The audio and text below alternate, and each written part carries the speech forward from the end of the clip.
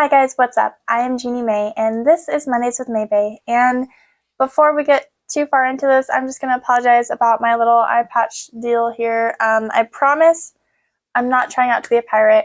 I actually had an incident happen last week, and it damaged my optic nerve. So I have to wear this for a little while to see if it helps restore my nerve. But moving forward, I'm sorry if this is distracting. Please just try not to pay attention to it.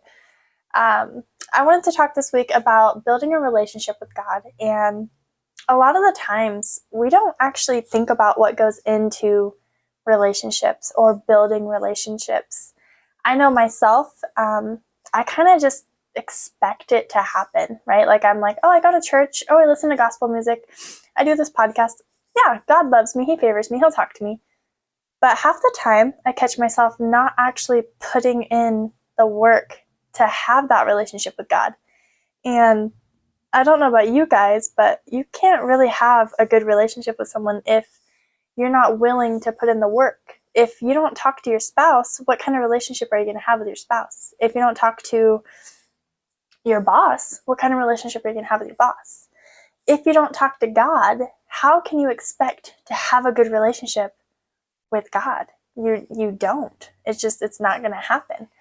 So I wanted to leave that with you today because I feel like a lot of us could benefit from spending some time to talk to God a little bit more. With that, also, obviously I have stuff going on right now. And so I was reading my devotional this morning, and this passage spoke to me specifically, and so I wanted to share it with you guys. It says, "Blessed are those who trust in the Lord and have made the Lord their hope and confidence."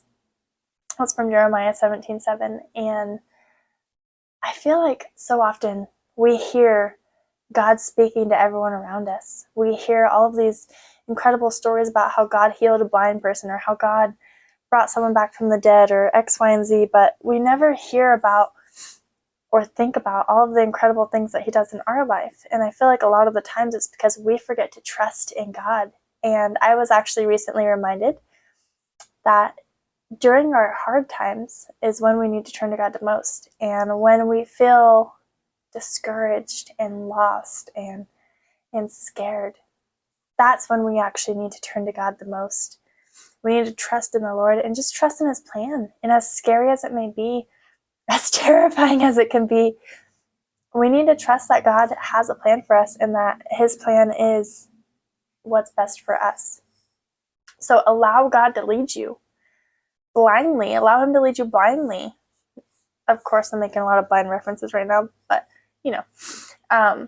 don't be ashamed. I know a lot of us, we want to speak up and we want to talk about our faith and what God has done in our life, but then we're always so afraid and so timid because maybe he didn't help someone else. Maybe he didn't do something for someone else, and maybe so-and-so doesn't believe in him.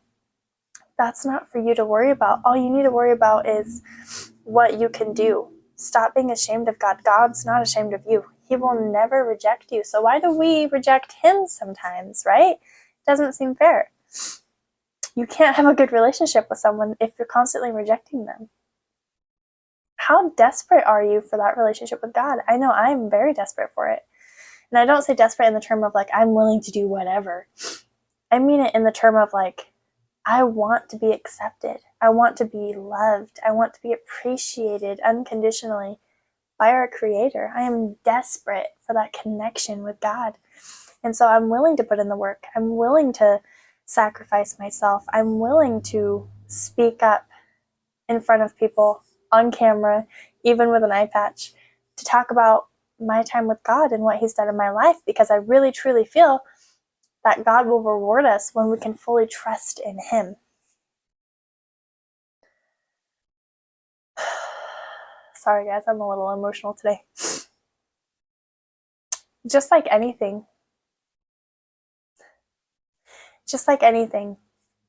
building that relationship, learning how to hear God talk, learning how to listen to God, learning how to live out God's message, it's a skill that needs to be learned.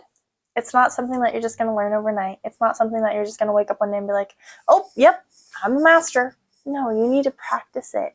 It's something that you constantly are going to have to work at. You're constantly going to have to be involved in. You're constantly going to have to keep trying to improve it over time, because it's not something that anyone just masters. I know we read the Bible and we read all these stories and it seems like it came pretty easy to certain people, but the truth is it didn't. A lot of those people completely left their life. They gave up everything that they stood for, everything that they believed in, to follow God.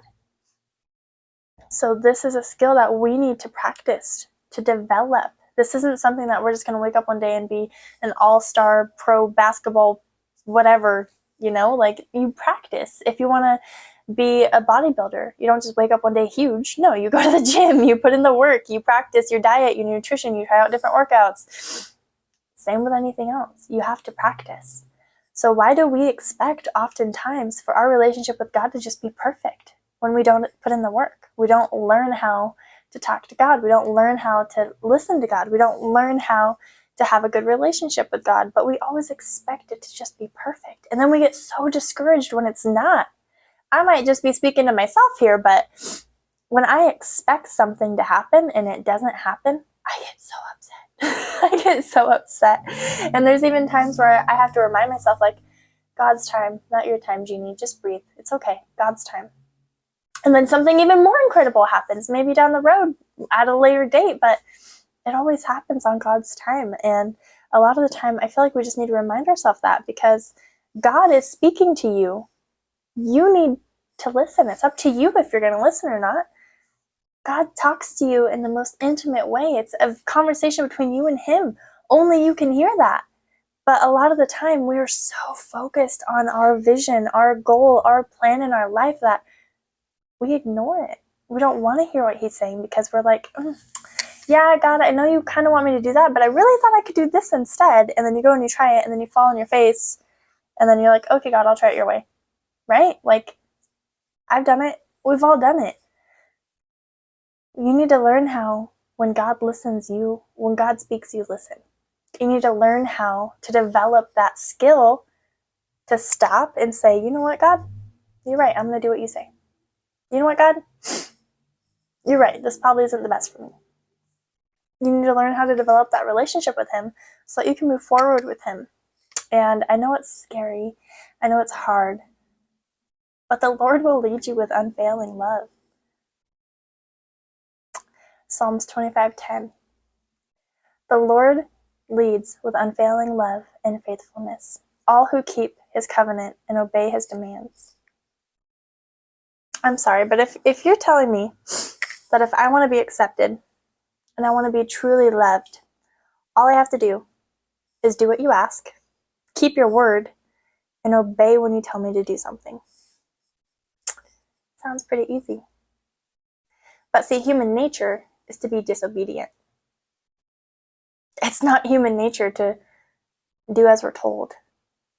Nowadays in marriages, women are so focused on finding their own independence and being their self and proving that we can do it on our own. We can't. Women, okay, I am probably one of the most independent women there is, and I'm here to tell you can't do it on your own.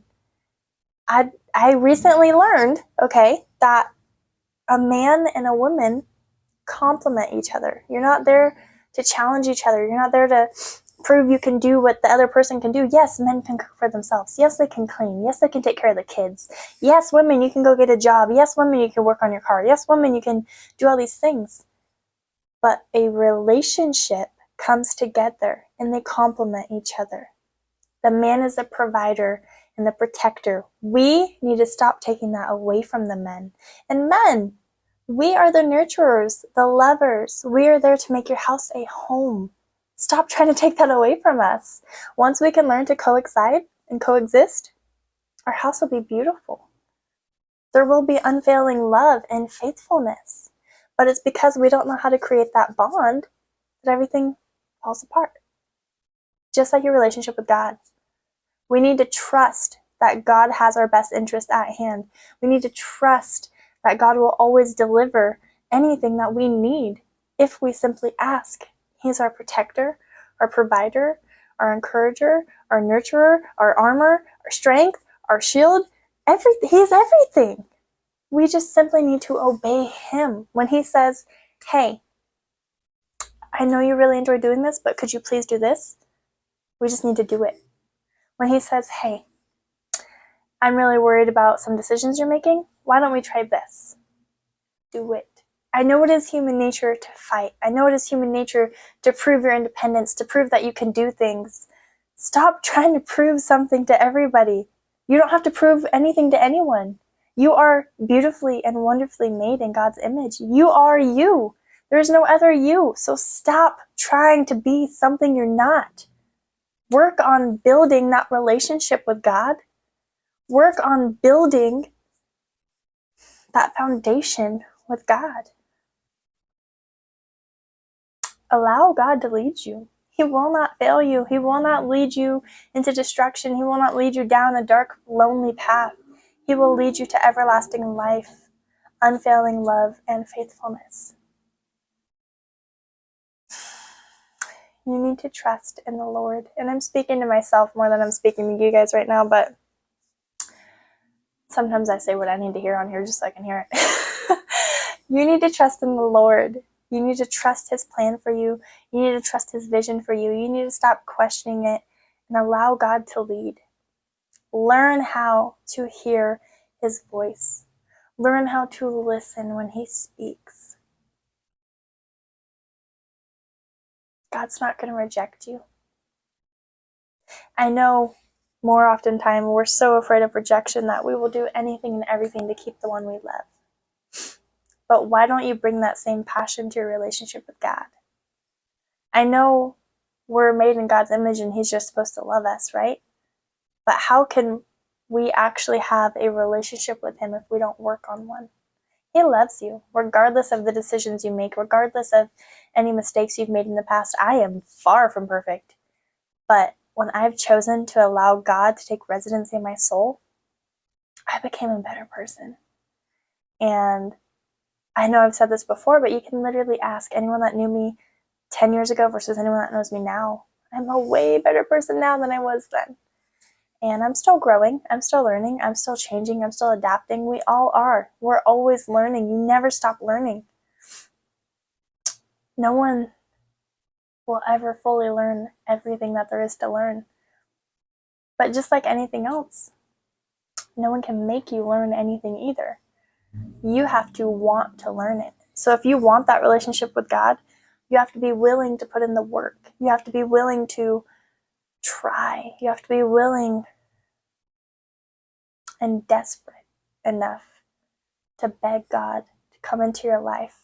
He's not going to come where he's not welcome. If you open up your home and your hearts, God will enter. And then you can start building that relationship. Just like any marriage, any friendship, any coworker, anything, you can't build it without the foundation, right? So once you establish your foundation, everything else will come together. But you have to put in the work. So if you want to hear God, if you're desperate for that relationship with God, for that love and compassion and trust and faithfulness, allow God to lead you. Learn how to listen when God speaks. God is talking to you. He's always talking to you. It's up to you to listen. That's all I got for you guys today. I know it was kind of personal and kind of deep, but like I said, I'm going through some stuff right now, and I needed it more than you did, I think. So I love all of you guys. Thank you so much for your continued support and for always being here. And I really, truly do appreciate each and every one of you. I hope you have a fantastic week. I hope you make it your mission to make someone's day better. And if all else fails, the big guy will always be there.